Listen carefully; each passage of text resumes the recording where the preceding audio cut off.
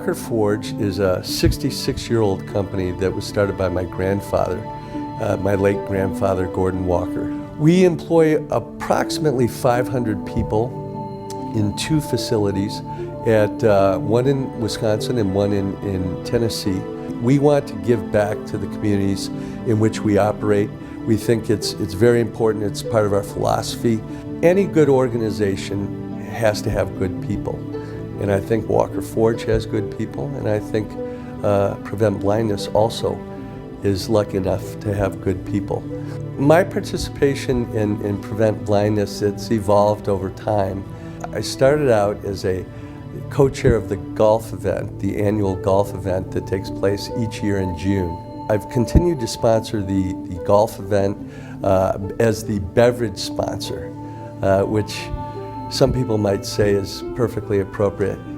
I got involved 20 years ago, first as a committee member for the Celebrity Waiters Dinner, and then later on as a co-chair, and I've been on and off the committee over the last 20 years. And I've also signed up for training to be a vision screener next month, which I'm doing with Molly. I look at how I got involved in Prevent Blindness, and it was kind of a way to get involved in the community when I first moved here. And I think, whatever it is, whatever the organization is, find something you're passionate about and make a difference.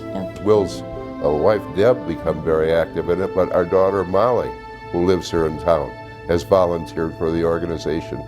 All of those children are making a contribution to our community in Milwaukee. I first became actively involved in Prevent Blindness when it was a result of my son, who was identified as having vision problems during a preschool screening that he underwent at, I think, age 4. I picked him up at preschool, and there was a note in his locker from Prevent Blindness saying that he had not passed the vision screening, and they recommended that I take him to see an eye care professional, which I did immediately. And I was so impressed with the fact that like within a week or 2, I received a phone call from the executive director following up to make sure that I had made an appointment with an eye care professional. I believe that he had amblyopia and he needed glasses. Prevent Blindness also uncovered a vision issue for my nephew when he was in preschool as well. When Sam was caught, that's kind of what got me involved, because I just thought, as a mother, how scary, as Deb was saying, you take your kids to their checkups every year and you think everything's all good, and then you get this note saying, red flag, and something so basic as vision. And that's what really struck me. My son's being diagnosed in a screening was the catalyst for my getting involved.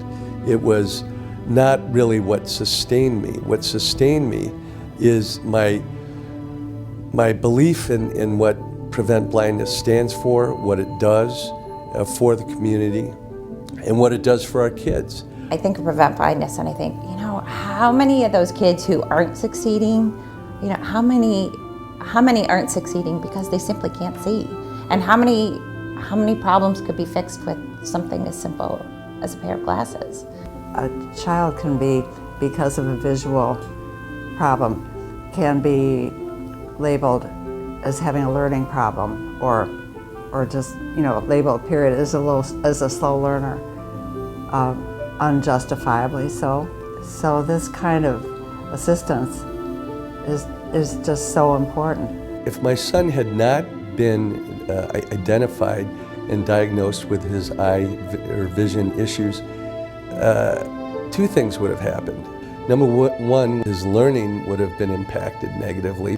The other aspect to it is it's not at all clear that had we acted later, whether we could have corrected the issue. He might have had to wear corrective lenses his whole life.